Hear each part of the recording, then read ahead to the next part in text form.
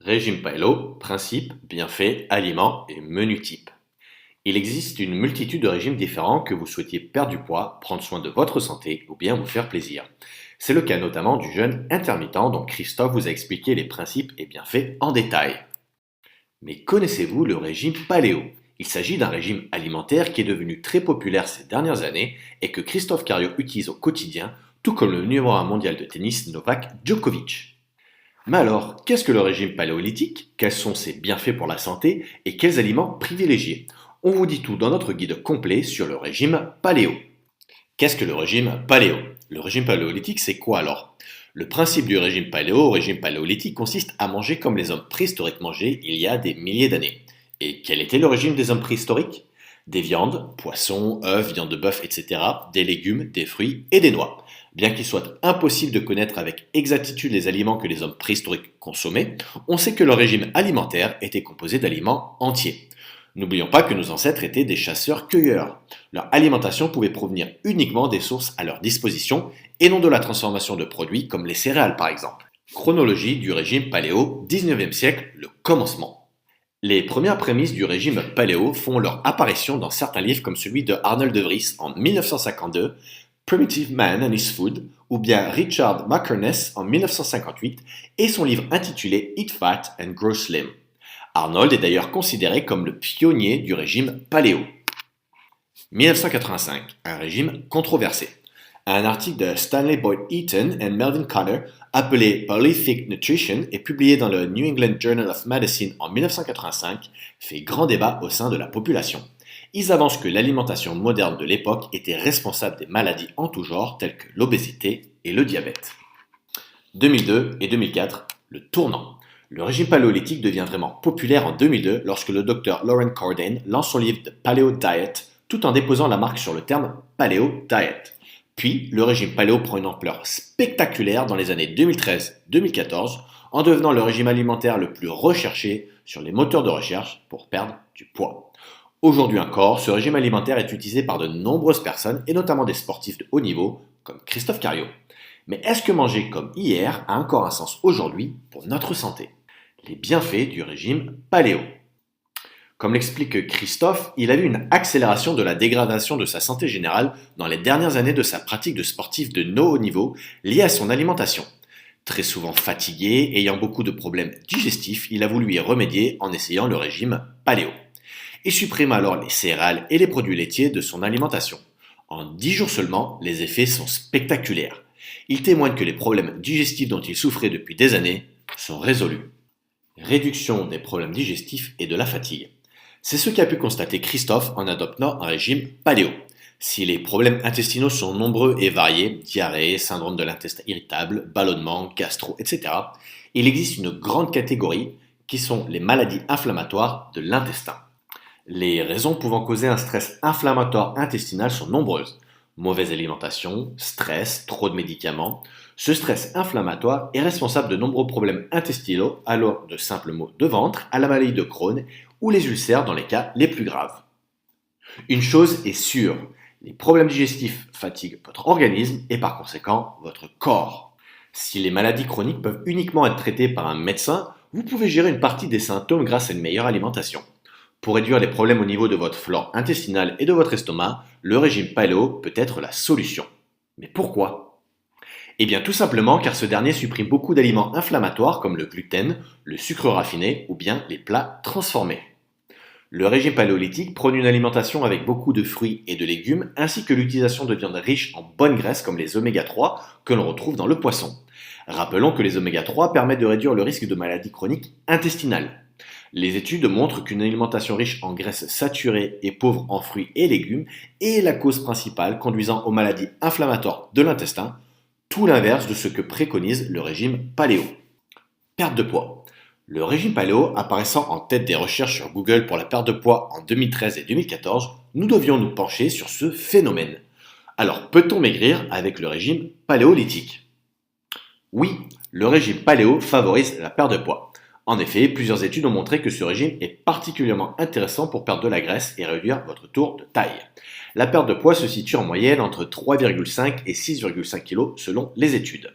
D'après ces mêmes études, le régime paléolithique serait même plus efficace pour perdre du poids que les régimes basés sur des recommandations telles que le NRR, donc Nordic Nutrition Recommendations.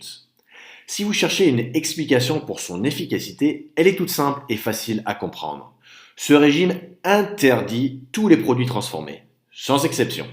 Ces mêmes produits sont en partie responsables des cas de surpoids et d'obésité. Les autres bienfaits. Bien que les conclusions de certaines études sont un petit point moins catégoriques par rapport à d'autres bienfaits du régime paléo sur la santé, il en ressort néanmoins que ce dernier joue un rôle non négligeable sur l'amélioration de facteurs de risque cardiovasculaires. De plus, la consommation d'un régime paléolithique à court terme permettrait d'améliorer la pression artérielle, la tolérance au glucose et la sensibilité à l'insuline. Les limites et dangers du régime paléo. Le régime paléo a de nombreux bienfaits, d'où son utilisation par plusieurs sportifs de haut niveau. Mais tout n'est pas parfait et nous tenions à vous montrer les limites de ce régime et comment y remédier. Des carences en vitamines et minéraux.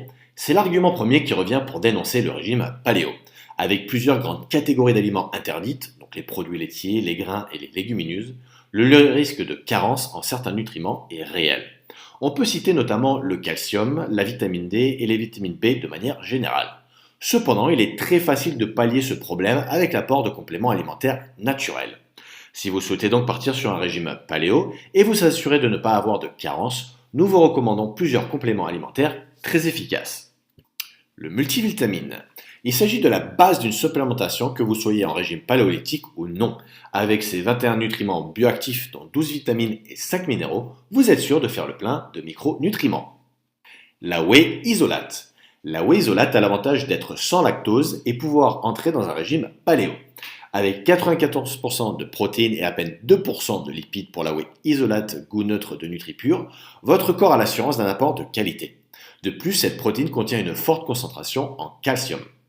La prise de whey couplée à une alimentation riche en poissons, de type sardine, vous assure un bon niveau de calcium au quotidien. En effet, le poisson est connu pour sa forte teneur en oméga 3, des bonnes graisses indispensables pour votre santé, mais il contient aussi beaucoup de calcium. La vitamine D3, K2. Voici une autre vitamine extrêmement intéressante si vous souffrez d'un manque en vitamine D ou de calcium. Non seulement la vitamine D3K2 de NutriPure constitue un sérieux apport en vitamine D, il s'agit également du complément idéal pour absorber et mieux utiliser le calcium. Vous noterez aussi que cette exclusion de nombreux aliments risque d'être problématique si vous êtes végétarien ou vegan. Un régime qui coûte cher. Le régime paléo privilégie les produits frais et bio. De manière générale, ces aliments ont tendance à être plus chers. Une étude a même été menée pour connaître la faisabilité financière d'un régime paléo pour les faibles revenus. Il faudrait une augmentation de 9% de leurs revenus pour suivre un tel régime tout en couvrant les apports quotidiens recommandés. On ne vous dira jamais assez que la santé n'a pas de prix, mais très objectivement, ce régime peut être trop onéreux à suivre pour certaines personnes.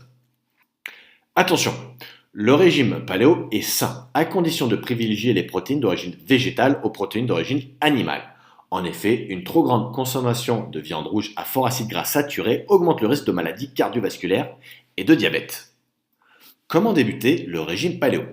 Après toutes ces explications, vous êtes prêts à essayer le régime paléo? Très bien. Si dans ce podcast et certes article nous allons vous donner les bases pour bien débuter le régime paléolithique, n'hésitez pas à consulter notre nutritionniste afin d'avoir un programme personnalisé. C'est comme ça que vous obtiendrez les meilleurs résultats. Que manger pendant un régime paléo? Vous ne pouvez pas tout manger avec le régime paléo. En effet, il existe une liste d'aliments autorisés et une liste d'aliments à proscrire de votre diète. Si vous souhaitez quand même les conserver, eh bien vous ne faites plus un régime paléo. Quels aliments conserver? Voici la liste des aliments que vous pouvez inclure dans votre diète. Les viandes, les œufs, les poissons, les coquillages et autres aliments riches en protéines animales. Les bonnes graisses, donc huile d'olive, huile de coco, graisse animale, avocat, beurre clarifié, donc le ghee. Légumes, fruits, fruits secs, noix, macadamia, noisettes, amandes, cajou, etc. Herbes, graines germées, épices. Du chocolat noir à plus de 80% de cacao, le miel. Thé, café sans sucre, mais en quantité limitée. Quels aliments supprimer? Voici la liste des aliments que vous devriez bannir de votre diète.